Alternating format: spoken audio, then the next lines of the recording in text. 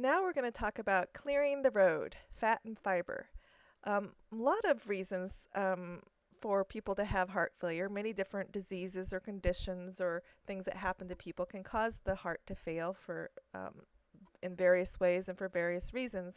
But one of the main reasons why people get heart failure is called atherosclerosis. And this is like clogging up of the arteries. And things get clogged up, people have a heart attack or a clogged artery, and that part of the heart that artery was, that road that artery was leading to gets blocked off. And when the road gets blocked or the artery gets blocked, however you want to think about it, then whatever's on the other side, it doesn't get any blood, it doesn't get any oxygen. So it's basically like you're asking that part of the heart to hold its breath. No oxygen, no blood's getting through. And so if that goes on too long, I mean, we can only hold our breath so long. It's you kind of get that pressure feeling, oh, I can't do it anymore. Same thing, that little spot in the heart that is blocked off, if it goes on too long, it's blocked too long, that part of the heart dies, and then that part of the heart no longer pumps correctly. And so that's one reason why heart failure happens, is because blocked arteries cause damage to the heart when it's been blocked off too long. So food-wise, fat and fibers, the kind of fat and how much fiber. So that's what we're going to talk about now. So this is just a very simplified model of arteries. Again, arteries are basically the pipes that carry blood around in your body. And like any pipes, they can get clogged up. And what clogs up your arteries, your blood vessels, is cholesterol, blood cholesterol.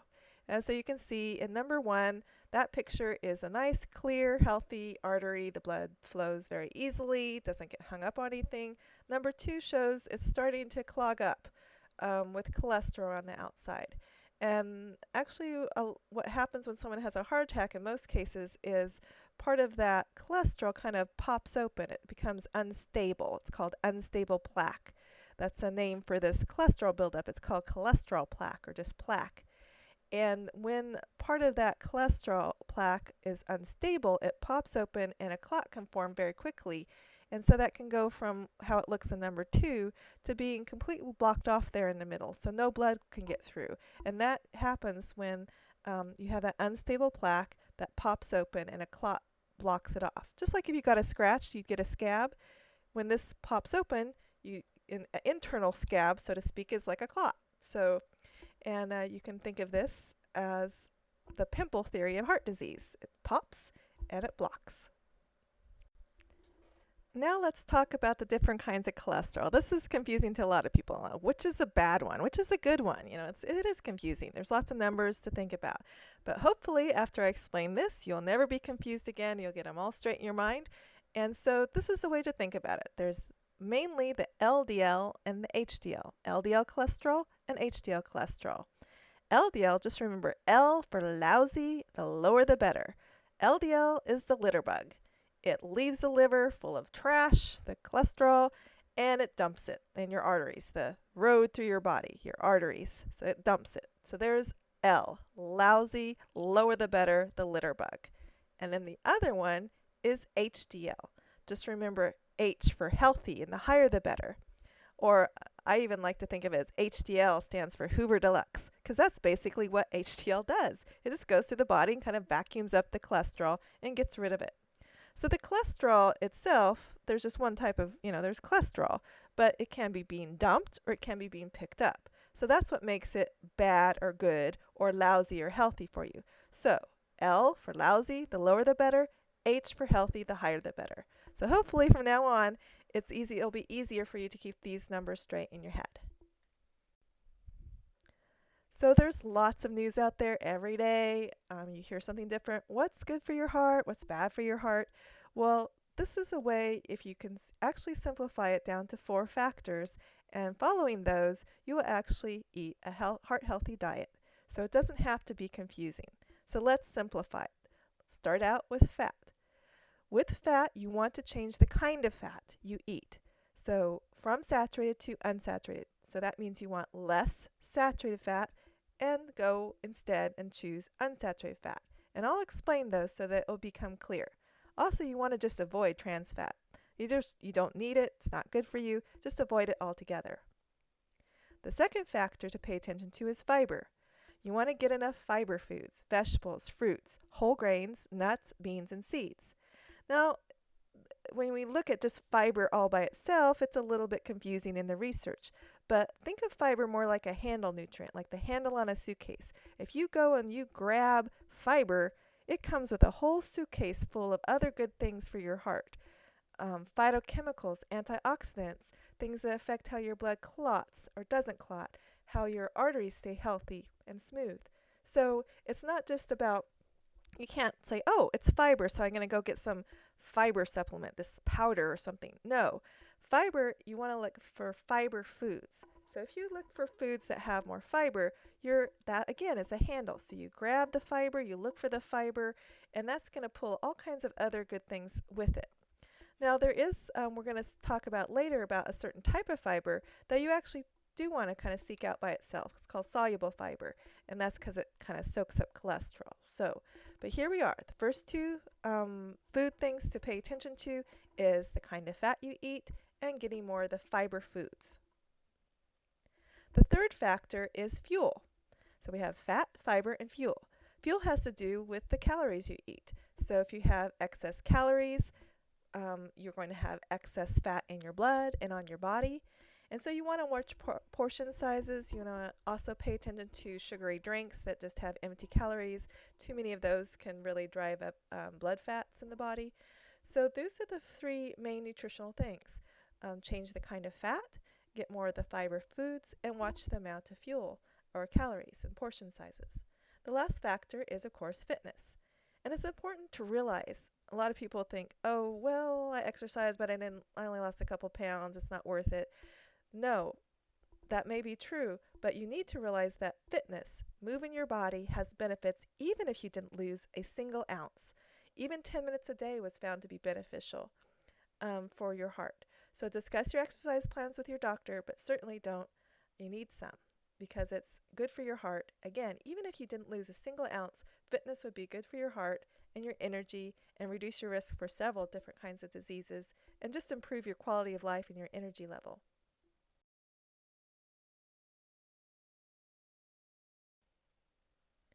So what about eggs? This has gone up and down over the years. Probably everybody's like, I'm sick of it. I don't care what you say. You keep changing your mind. Well, this is the latest and greatest, so take it for what it's worth. But there has been quite a lot of research, so we're a little bit more sure. We're kind of a moderate level of evidence, so we're feeling pretty strong about that. This seems to be where the truth lies. So what do we say about eggs now? Well, the American Heart Association no longer puts a specific limit on egg intake, and they actually say, 1 egg a day can fit into a healthy diet as long as you don't get a lot of dietary cholesterol from other sources. And you get dietary cholesterol mainly from animal food, so that would be like meat. So as long as your overall limit on your cholesterol is okay, it's okay to have an egg a day. So the only exception is to this is people with diabetes. People with diabetes seem to handle dietary cholesterol a little bit differently in their body, so they're more likely to get gallstones, and they're more likely to have the cholesterol they eat affect the cholesterol in their blood. For most people, our bodies make most of the cholesterol that's found in our blood. The amount we get from our food is very, very little. And for 2 out of 3 people, the amount of cholesterol they eat actually has no effect on their blood cholesterol level. And you're like, what? Did I hear you right? Cholesterol that you eat doesn't make a difference? That's true. In 2 out of 3 people, it makes very little or no difference. What's more important is the type of fat, which is the saturated fat and the Transfat. Those make the biggest difference. So if you want to impact your blood cholesterol level, the most important thing you can do is to limit saturated and avoid trans fat. So that will make the biggest impact on everybody. And again, there are some people that are sensitive to how much cholesterol they eat. It does more cholesterol in means more cholesterol in the blood. And so people with diabetes maybe shouldn't have more than like 4 eggs a week would be probably about right. So what is this about? What's a saturated fat? What's an unsaturated fat? What's bad fat, good fat? How do you tell the difference? So, well, let's go through it. And hopefully that will just kind of clear up the confusion and make it pretty clear. So saturated fat. Saturated fat raises your blood cholesterol. Unsaturated fat lowers your blood cholesterol. And if you just look at fat when it's like by itself, like butter, it's solid. At room temperature, sitting there, room temperature, it's solid. They even have butter carving contests in, what was it, Wisconsin or something? It's solid. You can carve it, it sits there. If it's solid, it's saturated. So that's a way to remember it. Solid, saturated. Solid fats clog up your arteries. Unsaturated fats, they lower your blood cholesterol, and if you just look at them like canola oil, it's liquid. So fats that are more soft or closer to a liquid at room temperature, they're going to be better for your cholesterol. And this includes like tub margarines. Tub margarines have a softer kind of fat. Stick margarines are not good. Tub margarines are better because they're closer to a liquid. And if you do leave them at room temperature, you see, whoa, what kind of fat is that? And then you can see that it can turn liquid. So that you don't have to leave it at room temperature. That's just the way to see that, oh, what kind of fat is it? At room temperature, is it solid or liquid? That tells you, is it mostly saturated or is it mostly unsaturated? If it's mostly solid, if it's solid, it's going to be mostly saturated fat. So where do we get this? Most saturated fats, so solid fats, mostly come from animals, but also some from some tropical oils. And unsaturated fats, they mostly come from plants, but also you get some from fish. So animal fat, saturated, plant fat, unsaturated. But there are a couple exceptions. So things that have to live in a cold place like fish, cold ocean water, they have to have a liquid kind of fat so they can wiggle. And the fat in coconuts or whatever, it has to be a little bit more solid if it's going to stay in the coconut and not drip down the tree. So it makes logical sense. So solid fats raise your cholesterol, liquid fats lower it. And you want to limit your saturated fat. So hopefully this kind of helps you kind of distinguish what are the kind of fats and what do they do and where do they come from. So what about trans fat? This is one, it's simple. Just avoid it. You don't want it. It's super bad. It's like, okay, trans fat. It not only raises the lousy LDL cholesterol. Remember, that's the lousy one. The lower the better. It's the litter bug, clogs things up. Trans fat makes that go up. You don't want more of that, but that's what it does. And as a bonus, so to speak, a bad bonus, trans fat also lowers the healthy one. So remember HDL, the healthy, H for healthy, the higher the better. So it moves things in completely the wrong direction. And then trans fat is also solid at room temperature. So those solid fats clog things up, like stick margarine. Stick margarine, it's not healthy. So tub margarine would be better than stick margarine. And most trans fat that we get is man-made through a chemical process called partial hydrogenation. So if you see that phrase on a label, that's a clue that it's man-made trans fat. There is actually some trans fat that occurs naturally in dairy foods and animal fats, and there's some research showing that is not as harmful. And there's one type of trans fat that even some research says it may be beneficial. But that's really kind of a small side issue, kind of trivial type thing, because if you have trans fat, 9 times out of 10, it's man-made and it's not good for you. And labels, this is a tricky one. And it's kind of frustrating for people, but labels can actually say 0 trans as long as the amount is less than half a gram. So if it says 0 grams on the label, but in the ingredient list it still says partially hydrogenated, you might want to think twice about that. The only exception to this is peanut butter. Because by law, peanut butter has to be mostly peanuts, even the Jiffy, Skippy type peanut butters actually have no trans fat, even if it lists partially hydrogenated on the label. So that's the only exception. Otherwise, if you see 0 trans but you see partially hydrogenated in the label, you don't want that. It still has some hidden trans fat. So again, peanut butter okay, but anything else, it's not a good sign if it lists partially hydrogenated whatever in the label. So what is the limit? Because sometimes, 0 is best, but yeah, is it okay? So the limit is 1% of calories. That's the maximum that you should have.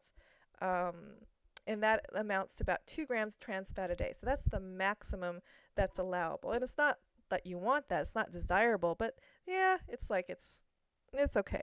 But be aware, if you go up to 2% of your calories, so that's 4 grams of trans fat, that's a mountain like one donut often has 4 grams or a couple tablespoons of frosting. If you go up to 4 grams of trans fat a day, that increases your risk of heart disease about 24%. So your risk of a heart attack goes up with more trans fat. So you really want to avoid this. It's not good. And there's even some research, not as strong, that links it to certain types of cancer. So we know it's bad for the heart, and it might be bad for other things as well. There's also some emerging research that looks at trans fat seems to make it easier to gain fat around the middle. And it seems to change how we burn fat, and it interferes with our omega-3 fats in our body. So trans fat is just a bad actor. Um, we know its main crimes, and we're suspecting it of some others. So take a look at the label. If you look for 0, and that's what you want to see, and then you have to get out your magnifying glass and see if you can see partially hydrogenated hidden somewhere in the label as well on the ingredient list.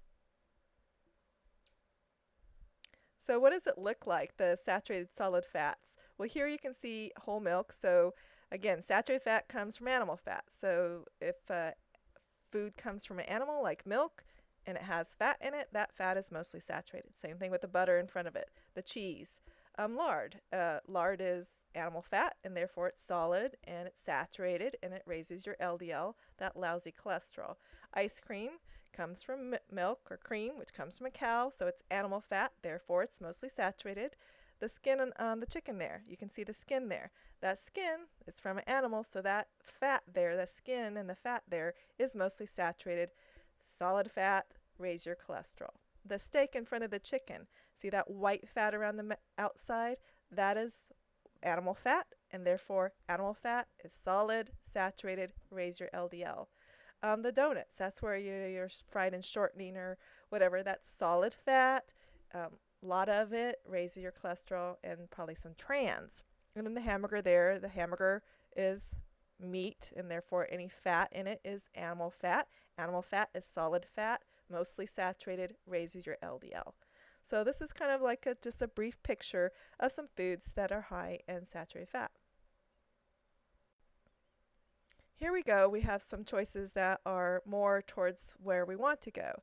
We have better kinds of fat. We have more fiber and less fuel, less calories. So with some of the items. So instead of the stick margarine or the butter and the lard, we have vegetable oil. So that's a liquid or a soft fat, and those are unsaturated. So remember, solid, saturated, unsaturated is liquid. So you want the liquid or the soft fats. And the milk. Milk comes from an animal, but this time we have fat-free. So if you remove the animal fat, you've gotten rid of the saturated fat. And then beans and rice and whole grains and wheat tortillas and the vegetables and the fruit. Those are all your fiber foods that really help fill you up without any fat or saturated fat, no trans. And then the chicken. Now the chicken has had its skin taken off, and so now you get rid of that extra fat when you remove the skin. So this is kind of a good picture of what it might look like for some of the healthy food choices for your heart. So how do you decrease that saturated fat? First, this is an easy one. You can cook, drain, and rinse crumble ground beef to remove half the fat. And so you're cooking up crumbled ground beef to put in spaghetti or a casserole or tacos. So after you've cooked it up in your pan, you drain off the fat into the garbage or your disposal, and then you rinse it with boiling water. And put it in a wire basket. That works really great. You don't lose much meat. And then by rinsing, you actually get rid of half the fat. And then you can also actually like to cook up some and then really boiling water, press out extra water, and then put that meat in the freezer bag. And it's good for about 3 months in the freezer. And then whenever I want, I'm making spaghetti or I'm making a taco, I just get it out of the freezer and heat up what I need for the recipe and put the rest back in for later. So it's makes it really easy. You can have instant tacos or spaghetti or whatever you usually make with hamburger. So it's a time saver as well as getting rid of half the fat. And so you can buy hamburger on sale that's not that low in fat, but after you cook, drain, and rinse it, you turn 20% fat hamburger into 10%, and you didn't have to pay for it. So advantage. And when you're choosing meats, again, if it's animal fat, it's saturated, so you want to go for the lean, the low fat. So loin cuts and round cuts, those are the leaner cuts. And actually, even if you forgot those words, loin, round cuts, actually, if you just looked at the meat and look, the more little white streaks, that's fat. The white streaks are fat, the white speckles are fat. So if you see more white and it looks more pink than red, then that's going to be more fatty. So you want to choose more solid red. So you can actually look at it and know whether it's lean or not. And of course, there's the fatty. These are fatty and salty. So bacon, sausage, hot dogs, and bologna. These should be things that you eat very seldom. They shouldn't be daily or even weekly foods. They have lots of saturated fat and they have lots of sodium. In addition, they've found that as far as cancer risk, these are bad actors. These increase the risk of several different kinds of cancer. And they actually could find no safe level. They go even just 1.7 ounces was enough to increase the risk of certain cancers. So not good for blood pressure, not good for cholesterol, not good for cancer. So very occasional treats. Trim the fat off meat. So let's say you have a steak either at home or in a restaurant, even if it's cooked on. It's cooked with the fat on. As long as you cut it off and you don't eat it, that gets rid of half the fat. So whether it's cooked with the fat around the outside or not, as long as you don't eat it, you get rid of half the fat just by trimming that outside bit off. So that can make, a good difference. And then the skin off chicken. If you don't, again, it doesn't matter whether it's cooked on or off the chicken. You take it off before you cook it, or it's already cooked and then you take it off. As long as you don't eat the skin, that gets rid of 75% of the fat. So that makes quite a bit of difference. That's a good choice. And then, of course, low-fat dairy products. Dairy products, they come from an animal. Therefore, any fat that comes from the animal is going to be mostly saturated. So if it comes from an animal, we want to choose lean and we want to choose low fat. So for dairy products, 1% milk is a good choice. Skim milk is good. There's also a milk called Skim Milk Deluxe or Skim Milk Supreme. The different brands have different names for it. It usually has an orange lid. That's what you can look for. And what it does is they take skim milk and they add cornstarch type thickeners, so it makes it thicker and creamier. So your mouth thinks that you're getting 2% milk, but your body still gets skim milk. So it's like win-win. And most people really like this. I would say in my experience, I'd say 9 people out of 10 think this is the greatest thing ever. And but there has been an occasional person that just didn't like the taste of it. But it's worth it. I even had someone who said, "Oh, it was great," and they just saved the 2% lid and they took off the Skim Milk Deluxe lid and put on the 2%, and then their family didn't notice. So, and then they, surprise later. But anyway, so you can be sneaky about it, I suppose. Anything for health.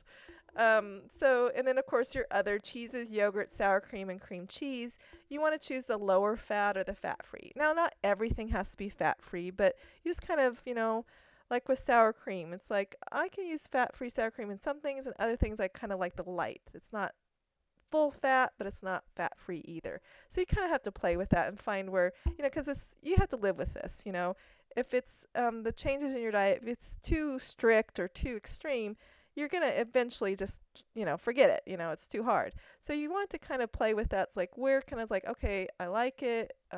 It's good enough and I like it. You don't want to go too extreme to the point where you just end up oh, it's too strict. I don't like it anymore. So anyway, so these are some tips that can easily cut the amount of saturated fat that you get by quite a bit and help lower your cholesterol. In my experience, people choose 1 or 2 of these. They end up lowering their cholesterol 10, 15%.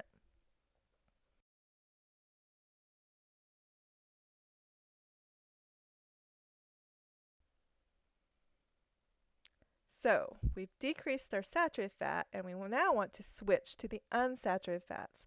Remember, unsaturated fats are the ones that help lower your blood cholesterol. So some healthy oils, canola oil, olive oil, or peanut oil. One note here, though, if you're going to cook with any kind of high heat method, don't use olive oil, especially the extra virgin olive oil. It kind of has a low smoke point, so you get all this, smoke, and it kind of destroys some of its flavor. So if you're cooking with a more high heat, canola oil is the best choice, or peanut oil. Olive oil, especially the extra virgin, that's better for putting on top of salad dressings or spread on a bread. more of a flavor ingredient rather than something you cook at any kind of high temperature. Um, what kind of spread? Tub margarine, squeeze margarine, spray margarine. Those are all decent choices. Nuts and seeds. Again, nuts and seeds, they're high fat, you're saying.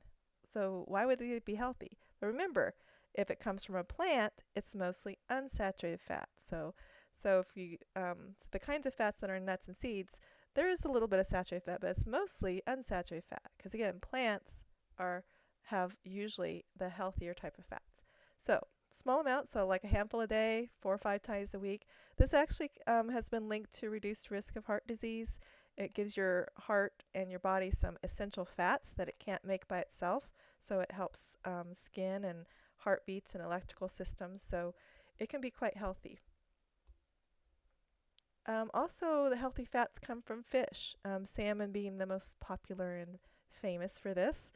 And eating 6 ounces, so that's about the size of 2 deck of cards, and or about the size of a checkbook and a little bit thicker. And that would be enough to, in research, epidemiological, like big population studies, that has been linked to 30 to 50% reduction in your risk of a heart attack. So if you're just going to like, oh, I just want to make one change, this might be the change you want to make, the addition. So it's not just about cutting out things. Sometimes adding certain foods can really do a lot of health good as well. So you add some nuts and seeds, you add some salmon, and you're getting the healthy fats that your heart needs to beat regularly and to clot normally and for your heartbeat to the electrical system to work correctly. So if you don't or hate, don't eat fish or you hate fish, fish oil, 3 capsules a day, your standard fish oil capsules will give you about 900 to 1,000 milligrams a day of omega-3, the long-chain fatty acids, omega-3, DHA plus EPA. Those are the abbreviations. They have big, long names, so I won't bore you with those. But with the doctors, okay, that can be a good amount, especially if you already have heart disease. This is the amount the American Heart Association recommends. And if you don't have heart disease, maybe 1 or 2 capsules a day would provide what you'd need for the long-chain omega-3s. One note, nuts and seeds, they have omega-3, some of them have omega-3 fats as well, but they don't have the long chain. They're healthy, like flaxseed and walnuts have quite a lot of omega-3s, but it's a short chain kind, and your body only converts about 5% of that to the long chain version. So you need them both. They do different things.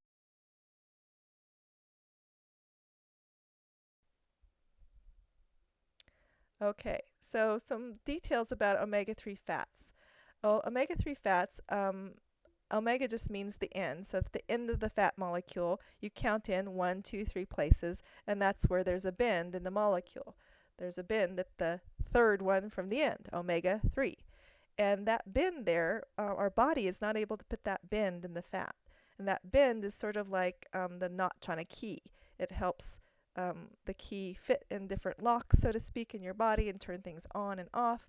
And so omega-3s are things that we need from our food. We cannot make them in our body. So it's required or essential. If you don't get them, it's just like being deficient in a vitamin. You can't make them yourself. You have to get them from the food you eat. So you want to get more omega-3s, so they're heart healthy fats. And you want about 6 ounces of fish a week, so maybe 3 ounces twice a week, or 1 piece of 6 ounce of salmon just once a week. Anyway, about 6 ounces a week. And up to 12 ounces is good as well. Other foods, so these are the walnuts, canola oil, and ground flaxseed are plant omega-3s. They are healthy, and they have been not as much research as the fish omega-3s, but there has been some research that shows they also reduce risk for heart disease. But you can't substitute. Your body, you can think of them, they're a little bit shorter. So they're like little short keys, and the fish fats are long keys. And so you need both kinds of keys, but they operate different things, different functions in your body. You can't use the long key in the short keyhole. You can't use the short one in the long keyhole. So they're both important, and you need them both. So let's talk about plant sterols. They have been studied, they've been around forever, but they've been studied for at least 50 years. And they're kind of the plant, might think of them as like the plant version of cholesterol. And but they don't like, clog up the arteries like cholesterol does. So what they do is they kind of block cholesterol from getting into your body. So if you have the plant sterols, then the cholesterol can't get in. So they kind of compete, sort of like musical chairs, like nah nah nah, I'm in the chair, you can't be. so so plant sterols get in the way of the cholesterol getting to where it wants to go. So that's how it works. And so the amount that works is about 2 grams of them a day, and that's the amount recommended by the American Heart Association. And that can lower your lousy cholesterol, that LDL cholesterol, 8 to 14%. And it's FDA approved, and it is safe to combine with medication. So if you're on a statin, and you can add this, it doesn't interfere. So it doesn't interfere with medications. And there's different brands. Smart Balance Heart Right margarine, that usually ends up being the cheapest. Make sure it's the Heart Right one. You actually see a heart on it. The other Smart Balance margarines are fine too, but they don't have this extra ingredient. Only the Heart Right one has the extra ingredient. So if you get 2 tablespoons of that kind of margarine a day, that can lower your LDL 8 to 14%. Another brand is Benecol, and another brand is Take Control. So 2 tablespoons of any of those would give you the 2 grams of plant sterols that helps lower your LDL, that lousy cholesterol, lower it down 8 to 14%. So it's worth adding. It can be helpful, and it can even help you avoid having to increase your dose of cholesterol lowering medicine. So it's like, oh, you're almost there, but not quite. And by adding this, maybe you can avoid having to increase or double your dose of medication. So label reading activity. So when you're looking at fat, so we know, okay, I want to decrease saturated fat, I want to switch to unsaturated fat, and I want to avoid trans fat. That's what I want to do. So when you're looking at a food label, first thing you do is look for trans fat. You want to see 0. If you see anything other than 0, you're done. If it says 1, you just put it back on the shelf. You're done. You don't have to look any further. So that's the easy thing, is you just look any trans fat. If it does, put it back. If it has 0, okay, now we're going to go to the next step. We'll see if it's high or low in saturated fat. So we do this by looking first at the serving size, because on the label, everything, all those numbers below on the label are per serving, not per package. So that's what we want to look for after we look at for the trans fat, so serving size. And then you look at the percent daily value for the saturated fat. Is it 5% for saturated? That's low. 5% or less is low. 10% would be medium, and 20% more is high. So if you pick it up, it says 0 trans fat. Okay, pass that test. Then you look down at the saturated fat, you go over, and the percent daily value says 10%. So, oh, it's medium. I might be able to fit it in. Or you pick it up and it says 20% daily value for saturated fat. He's like, I might be able to fit that in, but I'd have to be careful about what my other choices were for the day. I'd have to make sure that they were low. So otherwise, 20% is probably too high. So this is how you read the label for fat. Give it a try on labels around your house, in your cupboards, in your refrigerator. Once you start reading labels, it will take you longer initially in the grocery store, but know that with time you'll just discover, hey, I like brand X, it doesn't have trans fats, lower in saturated fat, and it'll be just as quick and easy to shop as it ever was. So you just have to kind of go through this learning curve where it takes longer in the store until you kind of figure out which brands you like and which ones are high and low. So it just takes time. So let's take a look at how we'd read the label for saturated fat. And so first, let's see, we have 2% milk there on the left and skim milk or non-fat milk there on the right. So the first thing we look at is the serving size. Remember, that's always where you start. What's the serving size? Well, it's 1 cup for both. So right under nutrition facts, the very next line says serving size 1 cup on both of them. And then we look down, we can see that there's a difference in the calories, about 40 less calories in the skim milk versus the 2%. So that's already an advantage for the skim milk. And then let's look at the second one down, the saturated fat. It says 3 grams of saturated fat. So, okay, that doesn't seem like a big number. Is that a little or a lot? You go over to the daily value, and that's what tells you. Is 3 grams of saturated fat a little or a lot? Well, it tells us it's medium. It's between 10 and 19%, 10 and 20%, so it's medium. And we look at the skim milk, though, it has no saturated fat, so it has 0% of our daily limit. So if we think of this as like, okay, I have $100 to spend on saturated fat, or 100%, think of it 100% for your day, or $100 to spend. $100 to spend on saturated fat for today, and this cost me $15, and the other cost me 0. Well, obviously, we can see what's better, but people say, well, I need it for my calcium. Well, if you look down at the calcium that's circled down at the bottom, you'll see whether it's 2% or skim milk, they're both. So, as you can see, they both have the same amount of calcium, but the skim milk, the non-fat milk, has no saturated fat and 40 calories less per serving than the reduced fat. And the recommendation to get enough calcium for your bones and to help your blood pressure, potentially help your blood pressure, the amount is 3 cups a day. That's what's recommended for most adults. And so if I had 3 cups of milk a day and I had 2%, that would be 3 times 15. So there's the 15% of our saturated fat for today. That would turn into 45%. 3 times 15 is 45%. So just getting the 3 cups of milk we need for our calcium a day would put us almost half of our saturated fat limit would be gone. We'd already spent almost half what we could allowed for the day. Whereas if you have skim milk and you have your 3 cups of skim milk a day, you get the same amount of calcium. You get 90% of your daily value. You still get the same amount of calcium as with the 2%, but you get 0% saturated fat. So 3 cups of milk can either give you 0% saturated fat or 45% saturated fat for 2%. So it's pretty clear that the skim milk is the better choice. And also remember, there is 1% milk is a good choice. And also those skim milk deluxe or skim milk supreme, those are some brands that taste like 2%, but their calories and their fat is the same as skim. So that's a fun choice to try out. So let's do a label reading activity on fiber. What do you do? Well, as always, with a label, you always start by looking at the serving size, because the rest of the numbers on there are per serving, not per package. So after you find out the serving size, then you look at the percent daily value. So, and that tells you, is it a little or is it a lot? 5, 10, 20, low, medium, high. And so generally, if something is 10% or more, hey, that's pretty good in fiber. That's a good source of fiber. 20% or more is high in fiber. And sometimes it's confusing. Well, wait, I thought 20% was bad. No, 20% is high. It doesn't matter whether it's 20% sodium or 20% fiber. 20% or more is high. Now, being 20% in sodium may be bad, and 20% in fiber may be good, but the daily value doesn't care. And that's what's nice, and that's what's great about the daily value, is it tells you whether it's a little or a lot, regardless of whether it's a nutrient you want or a nutrient you don't want. So use it. You can use it for getting more of what you want and less of what you don't want.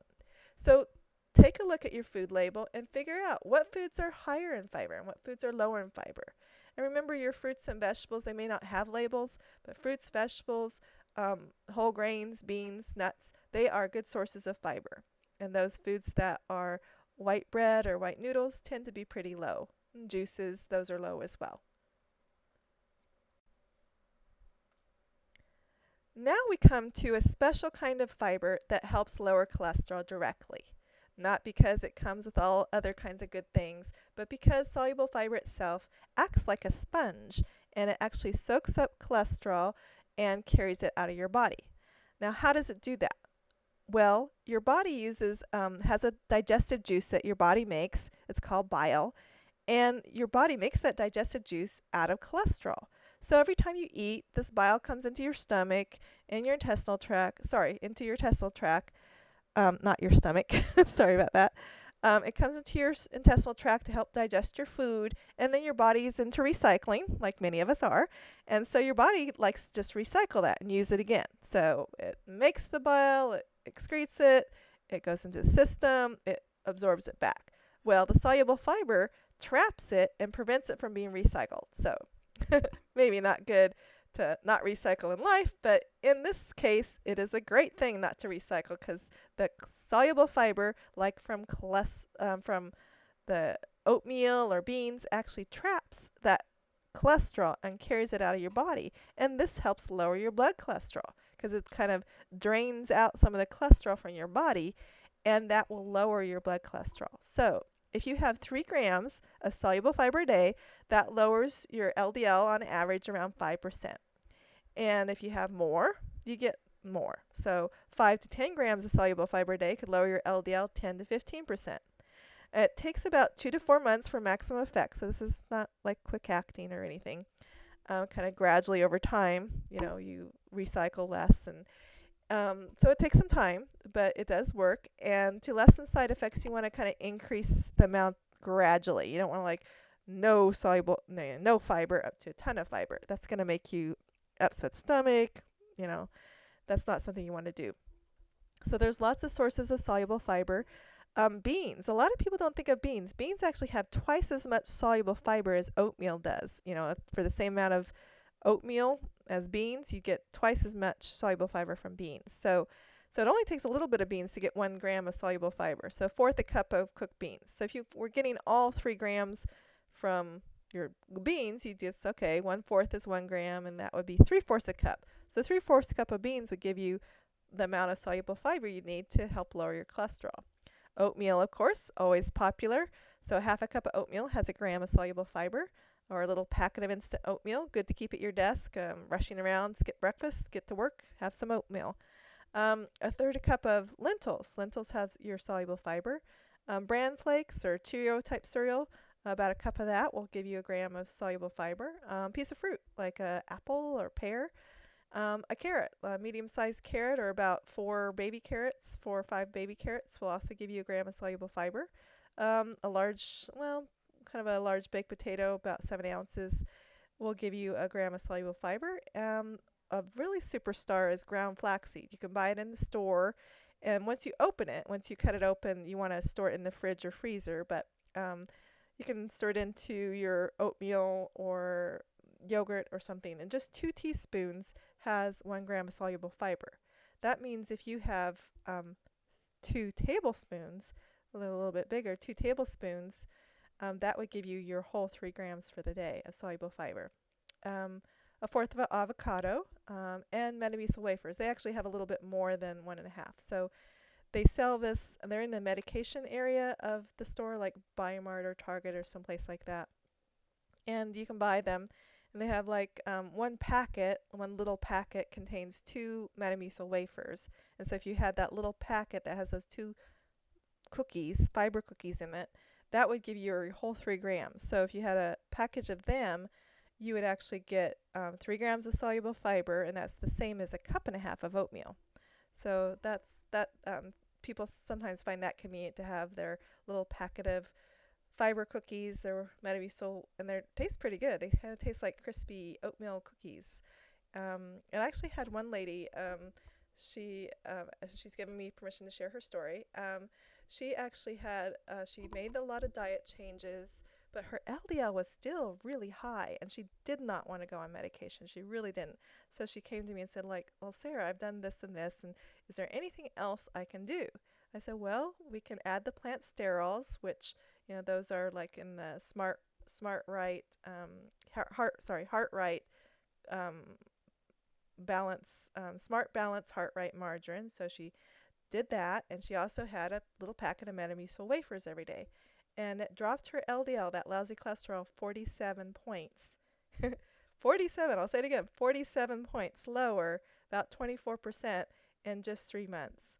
And she also ended up losing about 10 pounds. She said she would just have those little wafer cookies instead of having other cookies or other sweets, and with a cup of coffee, because can't have the wafer by itself. It has to be with some liquid. But anyway, so in 3 months she lowered her LDL 47 points. She did not have to go on medication, and that's something interesting about the soluble fiber. It does tend to work about twice as well in women as men. So what that means is, women can have the same result as men with eating half as much, or you could say, or if they ate the same, they get twice the benefit. Either way, you want to look at it. So soluble fiber, that's something that lowers cholesterol, it traps the cholesterol digestive juices and carries them out of your body. It works.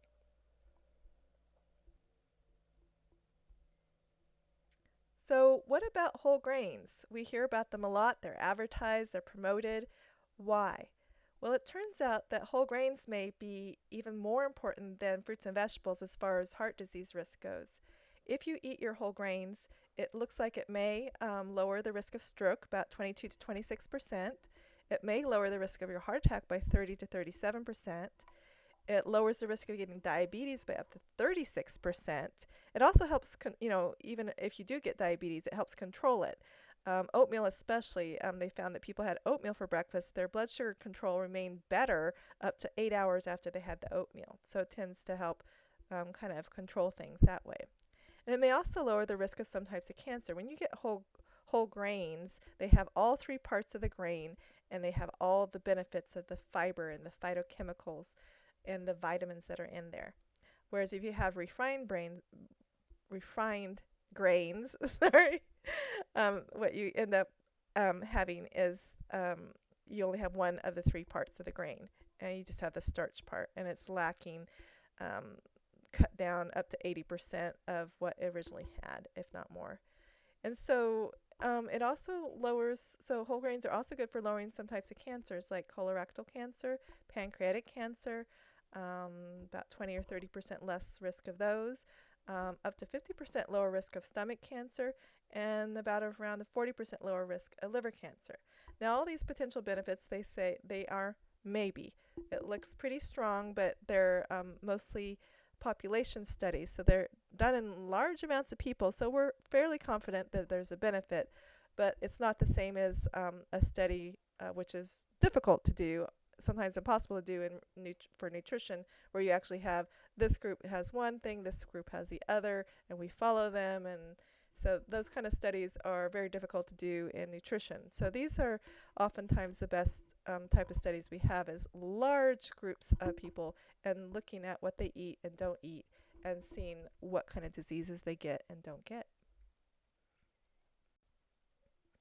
So how can you find whole grains? In this case, you look at the ingredient list, not the label part, but next to the label it will have the ingredient list. And now by law, they're supposed to list things from most to least. So whatever is the first ingredient is whatever there's the most of. So the first ingredient should have the word whole in it. Whole wheat, whole corn. You want to look for that word, WHOLE. So that first ingredient, remember the first ingredient in the list is whatever there's the most of. So if you want to find whole grain, the first ingredient should have the word whole in it. So, get your cereal boxes, get your breads, take a look at them. Look at the ingredient list. Is the word whole in the first ingredient? So take a look at it. It can surprise you. Now here's some did you know that may disappoint you, but a lot of crushed wheat bread is actually not whole wheat. It may look like it, pretty and brown and nuts and twigs sticking to the outside, but crushed wheat bread is often not whole wheat. 7 grains, some of the 7 grains and 12 grains breads, they're often not whole grain either. They have the grains in them, but they're basically white bread with some color and some nuts and seeds stuck into them. So now some 7 grains and 12 grains are, but you can't just go by how the bread looks or that it says 7 grain or 12 grain or crushed wheat. It's not whole wheat. And to know, you have to look in the ingredient list and look for that first ingredient having the word whole in it. WHOLE. That's what you want to see. But you might say well, wait, but what if I don't like 100% whole wheat bread? That's fine. Not everything you eat has to be whole grain. So you can have your white bread and maybe you'll get your whole grain from something else. You'll eat your Cheerios or your oatmeal or have some brown rice or whatever. So it doesn't, if you like those crushed wheat breads or there's 7 grains, you don't have to not have them. You just have to have about half of what you choose be a whole grain. It doesn't take much. And that's another thing to know about nutrition. It's not all or nothing. And you don't have to be perfect to get some benefits. Just making a few changes, a few choices that are a little bit healthier, things that you like and like to eat. You can live with it. Make small changes you can live with, and it doesn't have to be all or nothing. you get benefit just half of what you choose. Just 3 servings. So 3 servings of whole grain would be like one whole wheat bagel could be 3 or 4 servings by itself, because a serving is just 1 ounce. That's like one small slice of bread is 1 serving. A serving of oatmeal as a whole grain would be half a cup, or half a cup of brown rice. And so it doesn't have to, so if you had a cup and a half of brown rice, there you go. There's all 3 servings of whole grain. So it doesn't have to be all one way or the other. You just want to get into whole grains how it best suits you. So let's summarize then. What is our map to a healthy heart? You want to change the kind of fat you eat from saturated to unsaturated fat, and you want to avoid trans. These changes have the biggest impact on your blood cholesterol level and help keep your heart blood vessels clear. Fiber. You want to get enough fiber foods, but not just fiber by itself, but the fiber foods like vegetables, fruits, whole grains, nuts, seeds, beans. And fuel. If you get too many calories, excess calories, your body has to do something with them, and it turns into excess fat either in your blood or on your body, or perhaps both. And fitness. You benefit from exercise even if you don't lose weight, and even 10 minutes a day is beneficial. And discuss your plans with your doctor. So there we go. Fat, fiber, fuel, and fitness. Those are the 4 main points to keep in mind. If you aim for those, you're going to do really good. And it's kind of simplified. It doesn't have to be really complicated to eat healthy foods.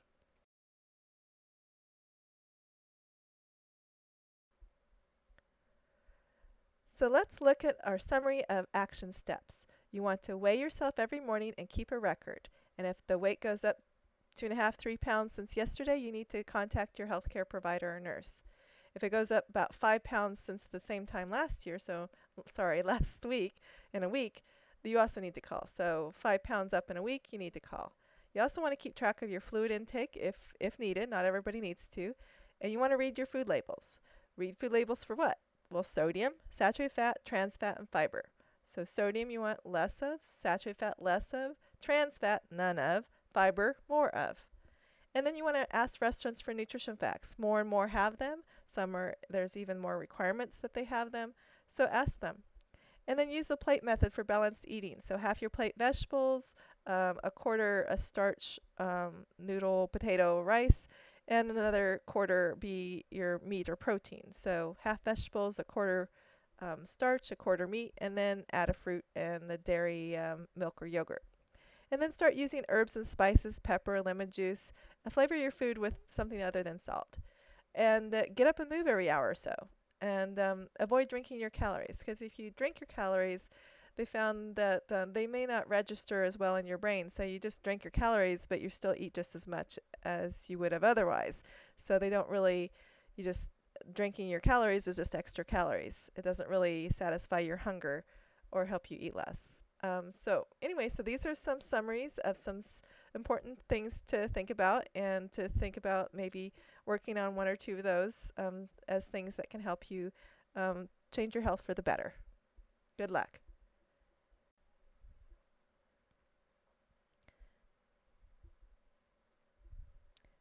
Here's a summary of things that you want to limit or control, and things to increase or encourage. Because sometimes we just kind of like, oh, no sodium, no this, no that.